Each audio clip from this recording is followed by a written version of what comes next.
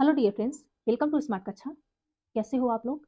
तो आज के सेशन में डिस्कस करने वाले हैं सीटेट ईबीएस में बनने वाले प्लांट्स एंड एनिमल से मोस्ट इंपॉर्टेंट क्वेश्चन जो हर साल एग्जाम में पूछा जाता है।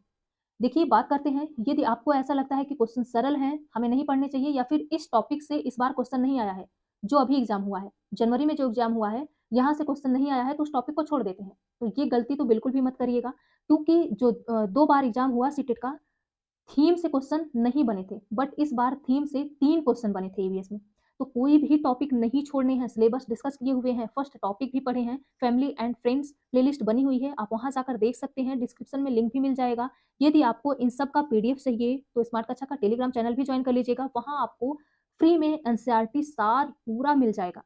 सारे टॉपिक हम डिस्कस कर रहे हैं, पेपर 1, पेपर 2, हिस्ट्री, ज्योग्राफी, सब कुछ अच्छे तरीके से पढ़ रहे हैं, और फ्री में आपको पीडीएफ भी मिल जाएगा। आप वहाँ जाकर हमसे जुड़ सकते हैं, पीडीएफ से आप पढ़ सकते हैं, बहुत सारे टीचिंग स्टडी से संबंधित मटेरियल आपको जो है यहाँ से मिल जाएगा।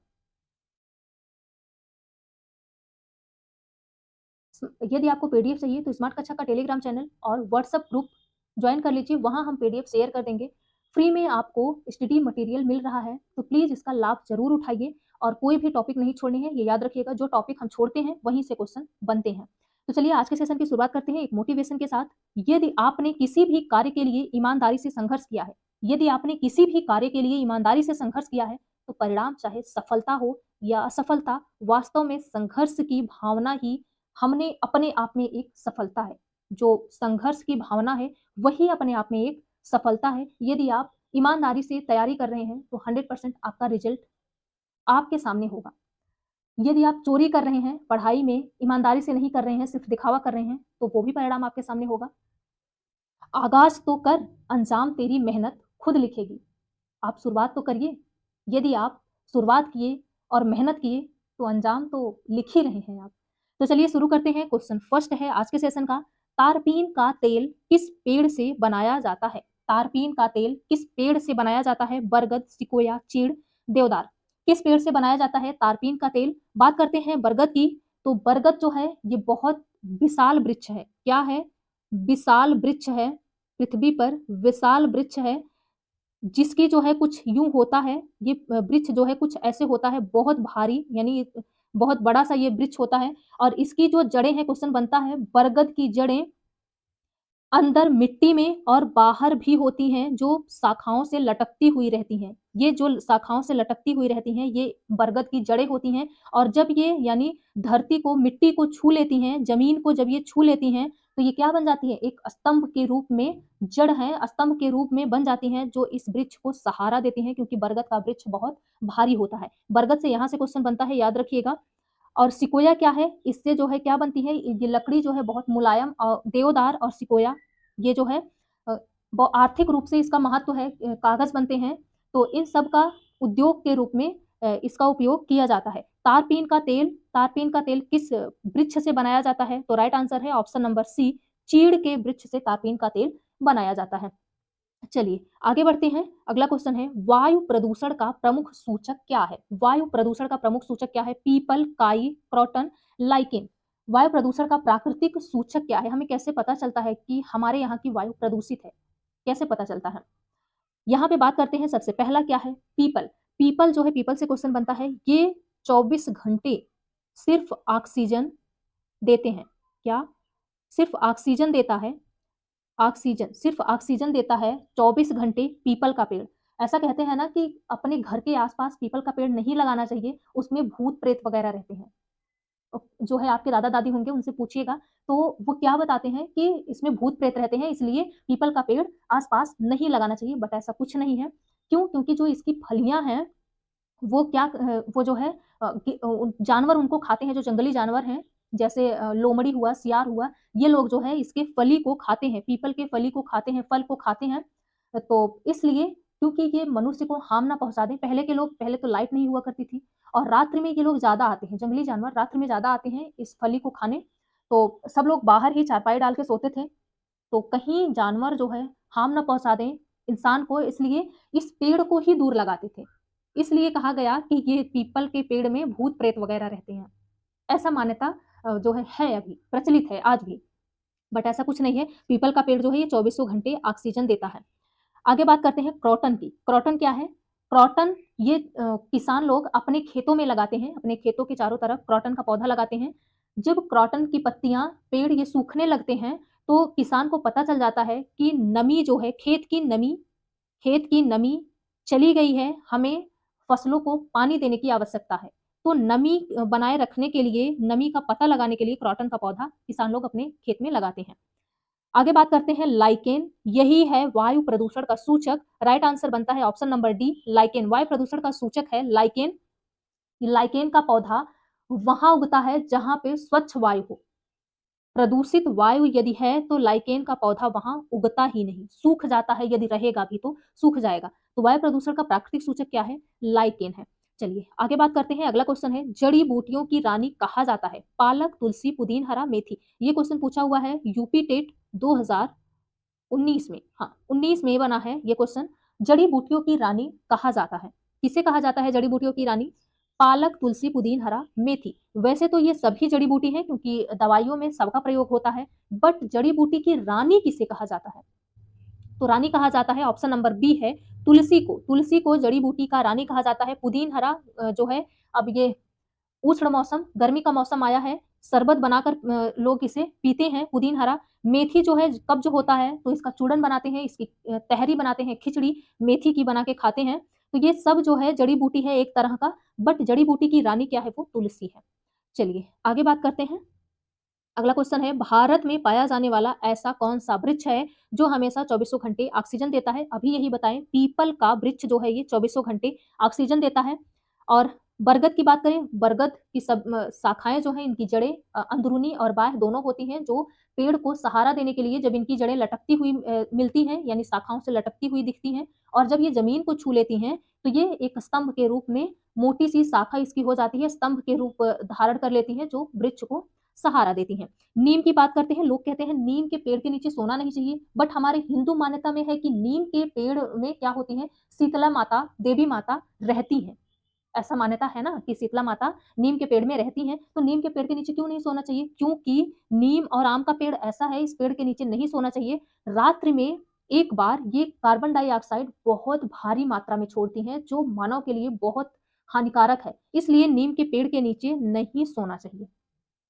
चलिए आगे बात करते हैं। ये सारे क्वेश्चन बने हुए हैं जो हम डिस्कस कर रहे हैं, यानी जो एक्स्ट्रा बता रहे हैं, ये भी क्वेश्चन पूछा हुआ है, क्यों नहीं सोना चाहिए? तो क्यों नहीं सोना चाहिए? क्योंकि ये जो है रात्रि में एक बार कार्बन डाइऑक्साइड भारी मात्रा में छोड़ती हैं, जबकि पीपल जो है ये चौबीसों घंटे सिर्फ ऑक्सीजन देता है, कार्बन डाइऑक्साइड एक भी बार नहीं छोड़ता। आगे बात करते हैं। अगला क्वेश्चन क्या है? ये जो अभी रिसेंटली एग्जाम हुआ जनवरी में, यहाँ से क्वेश्चन, ये वही क्वेश्चन है जो पूछा हुआ था। अभिकथन, अभिकथन क्या है? थीम, परिवार और मित्र ईबीएस में एक प्रमुख थीम है और पौधों और जानवर के परिवार और मित्र के उप थीम के रूप में प्रस्तुत किया गया है। थीम के द्वारा मनुष्य और जीवन के अन्य रूपों की अन्योन्याश्रिता पर प्रकाश डाला गया है। थीम के द्वारा ही मानव के जीवन पर प्रकाश डाला गया है। इसमें क्या है? अभिकथन और कारण दोनों सही है, और कारण अभिकथन की सही व्याख्या है। अभिकथन और कारण सही है, लेकिन कारण अभिकथन की सही व्याख्या नहीं है। अभिकथन सही है लेकिन कारण गलत है। अभिकथन गलत है और क्या है? परंतु कारण सही है। क्या बनेगा राइट आंसर यहाँ पे? राइट आंसर यहाँ पे बनेगा ऑप्शन नंबर ए, अभिकथन और कारण दोनों सही है और एक दूसरे की व्याख्या भी कर रहे हैं। बिल्कुल। थीम जो है, अब फर्स्ट चैप्टर में पढ़े हैं, जब सिलेबस डिस्कस किए हैं, कितनी थीम है? थीम से क्वेश्चन बनता है, 6 थीम है। 6 थीम है और 4 उप महा यानी उप थीम है। 6 थीम है, 4 उप थीम है। उप थीम है, और ये जो 4 उप थीम है, ये किसकी चारों उप थीम है? तो परिवार और मित्र की चारों उप थीम है। पौधे, जानवर, और क्या है उप थीम में? पौधे, जानवर, संबंध।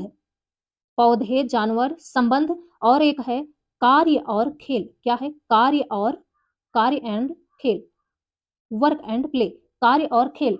अब 6 थीम क्या है? 6 थीम में पहला तो है परिवार और मित्र, जो आप यहाँ देख पा रहे हैं, परिवार और मित्र। अब परिवार और मित्र हुआ तो इसको तो कुछ भोजन की आवश्यकता होगी, कुछ खाएगा तो भोजन की आवश्यकता है। अब भोजन बनेगा कैसे? भोजन बनाने के लिए तो जल की आवश्यकता होगी। तो तीसरा है जल। अब भोजन, पानी हो गया, तो अब रहेगा कहाँ? मानव रहेगा कहाँ? ये परिवार मित्र जो इनके हैं, ये रहेंगे कहाँ? तो इनके लिए आवास की आवश्यकता है, आवास। अब इतना तो सब मिल गया, यानी परिवार और मित्र बन गए, और भोजन हो गया, जल हो गया, आवास हो गया, है ना? आवास हो गया। अब ये लोग सोचेंगे कि इतना तो सब कुछ हो गया, चलो कहीं घूम कर आते हैं, खा पी लिए हैं, तो अब कहीं घूम कर आते हैं, तो जाएँगे कहाँ? यातायात। यातायात भी हो गया कि कहीं घूमने चलते हैं, कहीं घूम कर आते हैं। अब छठवें नंबर पर आता है कि जो कुछ हम बनाते हैं, मतलब घूमने जाएँगे तो कुछ तो खरीदेंगे, कुछ तो हमारे लिए उपयोगी होगा जो हम लेंगे, जो हम देखेंगे, खिलौना हुआ, वस्तुएँ हुई, जो कुछ हम बनाते हैं, ये क्या है? ये आपका लास्ट है, जो कुछ भी हम बनाते हैं, जो कुछ हम करते हैं या बनाते हैं, ये लास्ट है, छठवां थीम। तो ये जो है याद रखिएगा, 6 थीम है। इस ट्रिक से यदि आप याद रखेंगे तो भूलेगा नहीं। और उप थीम क्या है? पौधे, जानवर, संबंध और कार्य और खेल, ये जो है उप थीम है परिवार और मित्र का। चलिए आगे बढ़ते हैं। यहाँ से सिर्फ एक क्वेश्चन से आप देख पा रहे होंगे कि कितने क्वेश्चन आपके तैयार हुए। आप क्वेश्चन पढ़ेंगे तो कुछ इस तरह से पढ़िए कि एक क्वेश्चन से कई क्वेश्चन तैयार हों। अगला है, ये भी क्वेश्चन पूछा हुआ था जो अभी जनवरी में एग्जाम हुआ। कथन फर्स्ट है, ईबीएस एक पाठ्यक्रम को 6 थीम में बाँटा गया है। पानी, आपसी संबंध, यातायात, आवास एवं वस्तुओं में कैसे कार्य करते हैं, जो अभी यही हम आपको बताएँ। और कथन दूसरा कहता है, ईबीएस के थीम बच्चों के जीवन के बहुत करीब है। करीब है ना? अरे भोजन करीब है, सबसे पहले वो मित्र बनाता है, मित्रों के साथ रहता है, भोजन, पानी, घर उसका जहाँ पे रहता है, कहीं आता-जाता है, विद्यालय कैसे जाता है, किस साधन से जाता है। और इसके बाद वो कुछ क्रिएटिविटी करता है, कुछ बनाता है, तो ये सब क्या है? ये जो थीम है, ये बच्चे के बहुत करीब है। क्या दोनों कथन सही है? क्या दोनों कथन गलत हैं? क्या कथन फर्स्ट सही है या कथन सेकंड सही है? क्या कथन फर्स्ट सही है या कथन सेकंड गलत है? क्या बनेगा राइट आंसर यहाँ पे? तो राइट आंसर है ऑप्शन नंबर ए, दोनों सही है। अरे दोनों सही है ना? अभी तो यही बताया कि बच्चे के जीवन से संबंधित है सब कुछ, तो दोनों कथन यहाँ पे सही है। अगला क्वेश्चन है, आगे बात करते हैं। हाथियों हाथियों के बारे में कौन-सा कथन सही है? हाथियों के बारे में कौन-सा कथन सही है? 2 साल से हाथियों से क्वेश्चन नहीं बने हैं, बट आपको बार-बार कह रहे हैं कि कोई भी टॉपिक छोड़ने नहीं है, क्योंकि कहीं से भी क्वेश्चन पूछा जा सकता है। और यही अभी ना 2 साल से थीम से क्वेश्चन नहीं बने थे। और इस बार जो जनवरी में एग्जाम हुआ, थीम से 3 क्वेश्चन पूछे गए हैं। तो इसलिए कह रहे हैं कोई टॉपिक नहीं छोड़ने हैं। कभी-कभी ऐसा होता है जो टॉपिक हम छोड़ देते हैं वहीं से क्वेश्चन बन जाता है। तो डिटेल एनसीईआरटी हम पढ़ रहे हैं। समरी पढ़ने के बाद पीवाईक्यू सॉल्व करेंगे, बट ये पहला प्रैक्टिस है ईबीएस के लिए। ये सारे क्वेश्चन प्रीवियस ईयर में बने हुए हैं जो डिस्कस कर रहे हैं हम आपसे। और आपको एक आइडिया भी यहाँ से मिल रहा होगा कि किस तरह से क्वेश्चन पूछा जाता है। क्या है हाथी के बारे में? जब 2021 में ऑनलाइन एग्ज़ाम हुआ था, तब 2-3 शिफ्ट में हाथी से क्वेश्चन बने थे, इसके बाद हाथी से क्वेश्चन नहीं बने हैं। बट जानवर चैप्टर है, यानी प्लांट्स एंड एनिमल्स, आपको पढ़ने हैं जानवर के बारे में, तो सब कुछ हम पढ़ेंगे डिटेल में ही। यदि आपको ईबीएस की पूरा कंप्लीट क्लास चाहिए, तो आपके अपने चैनल स्मार्ट कक्षा पर प्लेलिस्ट बनी हुई है, आप वहाँ से पढ़ सकते हैं। आपका रिवीजन हो जाएगा, हम फिर से तो पढ़ेंगे ही, बट यदि आप पहले पढ़ना चाह रहे हैं, तो आप वहाँ से पढ़ सकते हैं। छोटे-छोटे क्लिप में भी है, मैराथन क्लास भी है। क्या है हाथियों के बारे में देखते हैं। हाथी अपने भारी शरीर के कारण बहुत अधिक आराम करना पसंद करते हैं।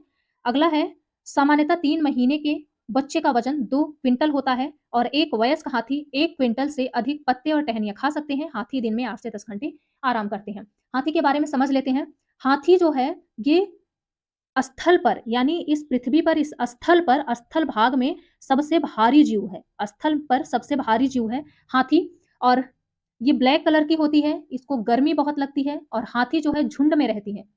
ब्लैक कलर की होती है, कीचड़ और पानी में खेलना हाथी को बहुत पसंद होता है। ये कीचड़ में खेलती हैं, पानी में खेलती हैं। इनको कीचड़ में खेलना बहुत पसंद होता है ठंडक के लिए, क्योंकि ये ब्लैक कलर की होती हैं, तो इसलिए इनको गर्मी बहुत लगती है। और झुंड में रहती हैं। एक झुंड में 10-12 हथनी, याद रखिएगा 10-12 हथनी और इनके बच्चे रहते हैं, हाथी नहीं। 10-12 हथनी और इनके बच्चे रहते हैं। ये बच्चे जब 14-15 साल के हो जाते हैं, तब ये झुंड को छोड़ देते हैं। झुंड को कब छोड़ते हैं? जब 14-15 साल के हो जाते हैं, तब ये झुंड को छोड़ देते हैं। एक झुंड में जो है 10-12 हथनी और उनके बच्चे रहते हैं। जो झुंड की सबसे बुजुर्ग हथनी होती है, वही झुंड का क्या करती है? वही झुंड की मुखिया होती है। वही झुंड की मुखिया होती है, मालकिन होती है, जो सबसे बुजुर्ग हथनी होती है। क्वेश्चन, ये सारे क्वेश्चन पूछे हुए हैं, कूट में ऐसे ही क्वेश्चन बनते हैं। और हाथी के बड़े-बड़े कान होते हैं, जब इसको गर्मी लगती है, तो अपने कानों से पंखा करते हैं, हवा करते हैं।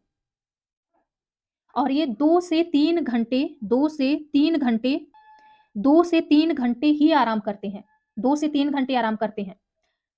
राइट आंसर यहाँ पे क्या होगा हाथी के बारे में, क्या सही है? तो ऑप्शन बी है, सामान्यतः 3 महीने के बच्चे का वजन 2 क्विंटल यानी 200 केजी होता है। हाथी के बच्चे का 3 महीने का जब हाथी का बच्चा होगा तो उसका वजन 2 क्विंटल यानी 200 केजी होगा। एक वयस्क हाथी 100 केजी, एक दिन में 100 केजी यानी 1 क्विंटल क्या है, पत्ती और टहनियाँ खा सकता है। तो right answer option number B है। ए में क्या है, ये बहुत आराम करते हैं भारी शरीर के कारण, तो ये बिल्कुल भी आराम नहीं करते, 2 से 3 घंटे ही सोते हैं, 2 से 3 घंटे ही आराम करते हैं। हाथी के बारे में इतनी बातें याद रखिएगा और एक क्वेश्चन बनता है कि इसकी उम्र क्या होती है? किसी का उम्र तो निर्धारित नहीं होता, कोई 80 कोई 70 मतलब एक जैसे आप एक आंकड़ा एक अनुमानित आंकड़ा जो है वो 50 से क्या है 50 से 70 साल 50 से 70 साल तक हाथी जो है जीवित रहती है, ये अनुमानित आंकड़ा है इनका। इतनी बात हाथी के बारे में याद रखिएगा, यहाँ से क्वेश्चन बाहर नहीं होगा, जितना क्वेश्चन बनेगा यहीं से बनेगा, इतनी बातें हाथी के बारे में याद रखिएगा। चलिए आगे बढ़ते हैं, अगला क्वेश्चन है, क्या है? रीता ने एक पक्षी की ओर इशारा करते हुए कहा, देखो इस पक्षी की आँखें इसके सिर के बिल्कुल सामने आपके अनुसार यह किस पक्षी की तरफ इशारा कर रही है? बिल्कुल सामने है, मतलब आपके अनुसार यह किस पक्षी की तरफ इशारा कर रही है? कबूतर, गौरैया, उल्लू, कौवा। क्या होगा राइट आंसर यहाँ पे? किसकी बातें कर रही है रीता? कबूतर के बारे में बात करें तो कबूतर जो है ये पुराने घर में जो है अपना घोंसला बनाता है। अलमारी में पुराने घर में कबूतर अपना घोंसला बनाता है। गौरैया 20 मार्च को गौरैया दिवस मनाया जाता है, क्योंकि गौरैया की संख्या अब कम हो रही है, तो इसलिए इसे सेव करने के लिए, इसकी सुरक्षा के लिए 20 मार्च को गौरैया दिवस मनाया जाता है। गर्मी का मौसम आ रहा है, एक रिक्वेस्ट है, आप सभी लोग अपनी छत पर एक अच्छा कार्य करिए, पक्षियों के लिए पानी ज़रूर रखिए, क्योंकि पानी के लिए ये लोग यानी गौरैया ही नहीं बल्कि बहुत सारी पक्षियाँ पानी के लिए बहुत दूर-दूर तक ऐसे ही जाती हैं, घूमती रहती हैं। तलाश में पानी की तलाश में गौरैया हज़ारों किलोमीटर दूर तक चली जाती हैं। इतनी छोटी-सी होती है, ये अपने वज़न से अपने छोटे से यानी इतनी छोटी-सी होती हैं बट अपने वज़न से ज़्यादा ये मेहनती होती हैं, अपने वज़न से ज़्यादा ये कार्य करती हैं। हमारे यहाँ गौरैया हैं 4-5 लोग साथ में ही रहती हैं। जब भी आप उठ जाओ 3 बजे, 4 बजे जब भी आप उठोगे आपके साथ ही ये उठ जाएँगी, आपके पीछे-पीछे भागती रहेंगी, कुछ खाने के लिए।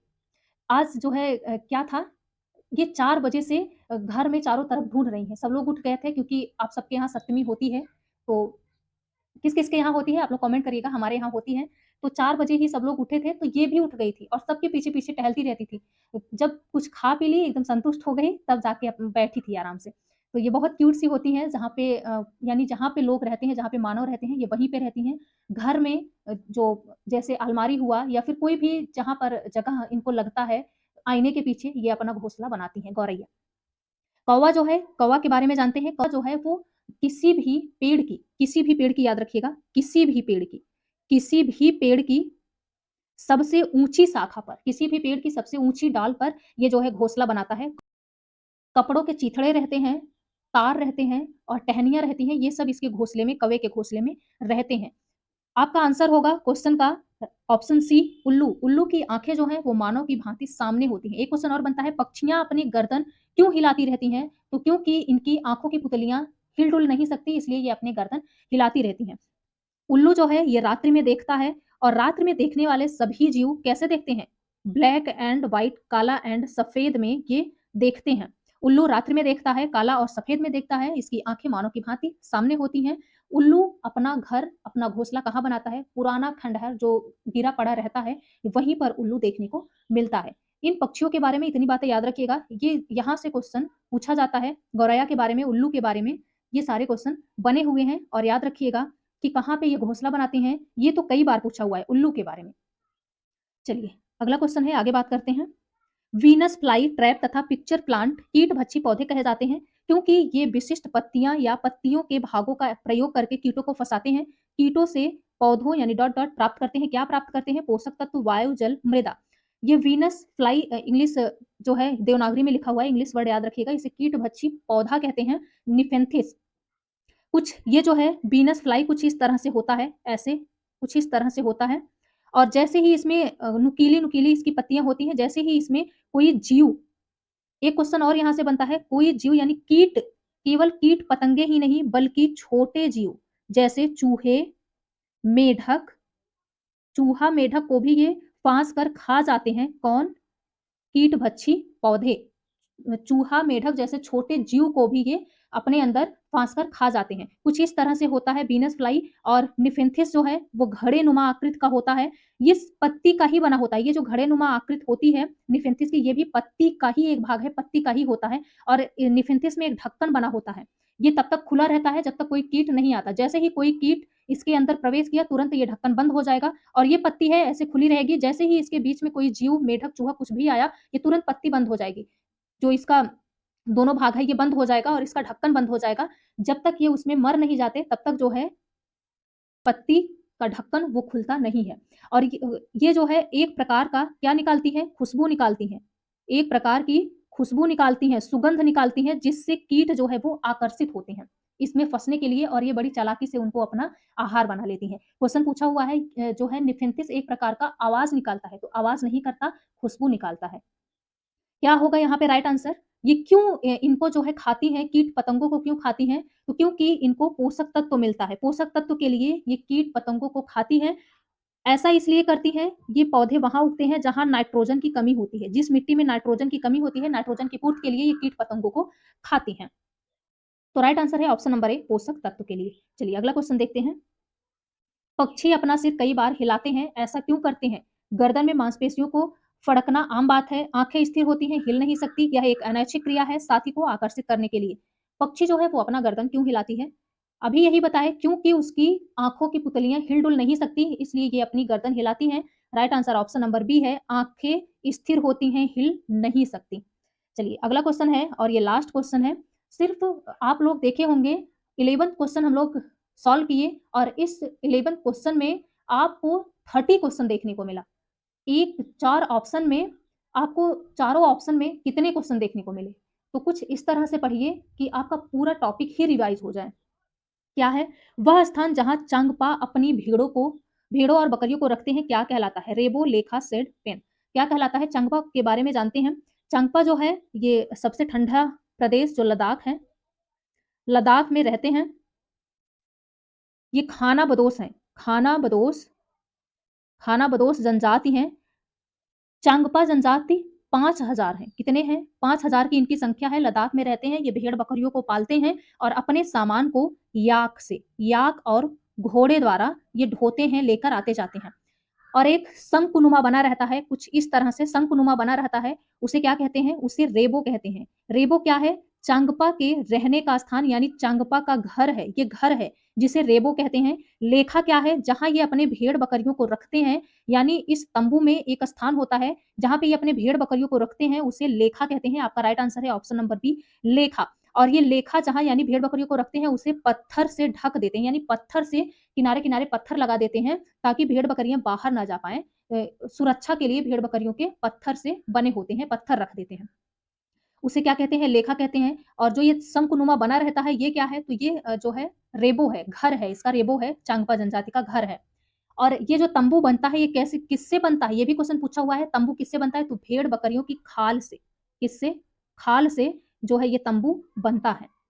ये भेड़-बकरियों को पालते ही इसीलिए हैं, इनको खाने के लिए मांस भी मिलता है और खाल से तंबू बनाते हैं और इस बहुत ठंडे लद्दाख सबसे ठंडा है, तो ये ठंडे क्षेत्र में अपनी बकरियों को लेकर जाते हैं चराने के लिए इसलिए क्योंकि एक बकरी जो यहाँ पे पाई जाती है, उसके बाल से पश्मीना शाल बनती है। क्वेश्चन पूछा हुआ है, पश्मीना शाल बनती है, जो 6 स्वेटर के बराबर है। पश्मीना शाल 6 स्वेटर के बराबर है। एक पश्मीना शाल 6 स्वेटर के बराबर है, हाथों द्वारा बनाया जाता है और भेड़ के बालों से, भेड़-बकरियों के बालों से बहुत बारीक उगाते हैं जब ये अधिक ठंडे क्षेत्र में रहते हैं। इसलिए ये लद्दाख में इनको चराने के लिए ले जाते हैं, तब इनके बाल इनके शरीर पर बहुत मुलायम और बहुत महीन, बहुत बारीक बाल उगाते हैं, जिससे पश्मीना शाल बनाई जाती है।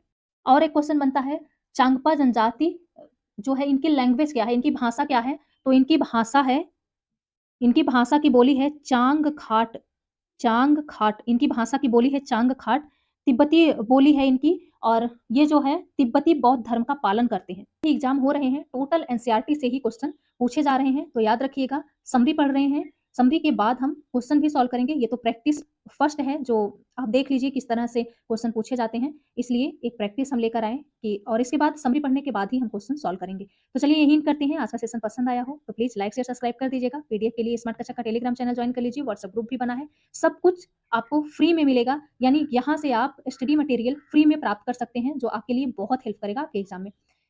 तो चलिए पसंद आया हो लाइक शेयर सब्सक्राइब कर दीजिएगा। यदि आपके लिए लगे कि थोड़ा भी हेल्पफुल है, तो एक लाइक, एक सब्सक्राइब तो बनता है। प्लीज़ आप लोग कर दीजिएगा। इतना ही एक रिक्वेस्ट है और शार्ट नोट्स बनाते हुए चलिए। Thanks for watching. Thank you so much.